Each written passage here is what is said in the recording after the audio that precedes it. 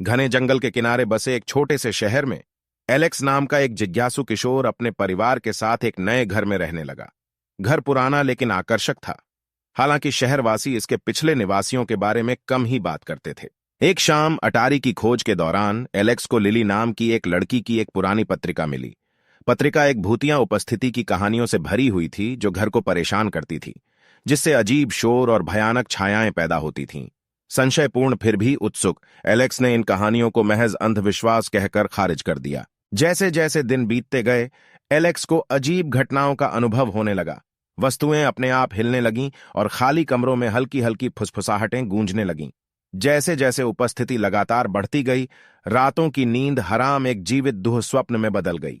सच्चाई को उजागर करने के लिए दृढ़ संकल्पित एलेक्स ने लिली की पत्रिका की गहराई से जांच की। पत्रिका ने खुलासा किया कि लिली को विश्वास था कि यह भूत उसकी जुड़वां बहन एमिली है, जो रहस्यमय परिस्थितियों में गायब हो गई थी। लिली ने एमिली की पीड़ा को कम करने की उम्मीद में सत्रों और अनुष्ठानों के माध्यम से उसके साथ संवाद करने का प्रयास किया था। जितना अधिक एलेक्स ने पढ़ा, उतना ही अधिक उन्हें एहसास हुआ कि भूतिया उपस्थिति वास्तव में एमिली हो सकती है, जो बंद करने की कोशिश कर रही है। एक तूफानी रात में जब हवा तेज चल रही थी और खिड़कियों पर बारिश हो रही थी, एलेक्स ने अटारी में एक अस्थायी सभा की व्यवस्था की। एक मार्गदर्शक के रूप में पत्रिका के साथ उन्होंने एमिली की आत्मा तक पहुंचने का प्रयास किया। कमरा ठंडा हो गया और हवा तनाव से घनी हो गई। जैसे ही संदेह घर करने लगा, छाया में लहराती हुई एक धुंधली सी आकृति दिखाई दी।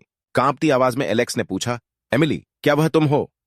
हल्की हवा के झोंके ने पत्रिका के पन्नों को सरसरा दिया और वह आकृति एक लड़की के भूतिया रूप में जम गई।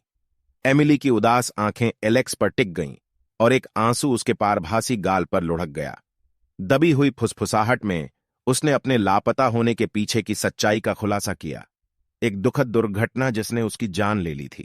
जैसे जैसे कहानी का विवरण सामने आया, दुख और समझ की भावना अटारी में छा गई। एलेक्स ने सहानुभूति व्यक्त की और उसकी कहानी को प्रकाश में लाने का रास्ता खोजने का वादा किया। एक अंतिम फीकी मुस्कान के साथ एमिली की उपस्थिति फीकी पड़ने लगी और शांति का भाव पीछे छूट गया। डरावनी गूंजें बंद हो गईं, उसकी जगह घर में शांति छा गई। जैसे ही एलेक्स ने पत्रिका बंद की और अटारी की सीढ़ियों से नीचे उतरे, उन्हें अतीत के साथ एक नया संबंध महसूस हुआ, जिससे एक खोई हुई आत्मा को अंततः आराम करने का मौका मिला। उस दिन से शहर के पुराने घर में अब कोई भूतिया उपस्थिति नहीं रही।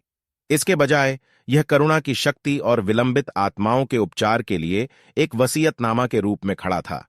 और यद्यपि एमिली की भूतिया कहानी को शहरवासियों के बीच साझा किया गया था, लेकिन इसे डर की कहानी के रूप में नहीं, बल्कि एक अनुस्मारक के रूप में बताया गया था कि अंधेरे में भी प्रकाश और समझ की एक झलक कायम हो सकती है। तो दोस्तों, अगर आपको यह कहानी पसंद आए तो हमारे चैनल को सब्सक्राइब करें और वीडियो को लाइक करें।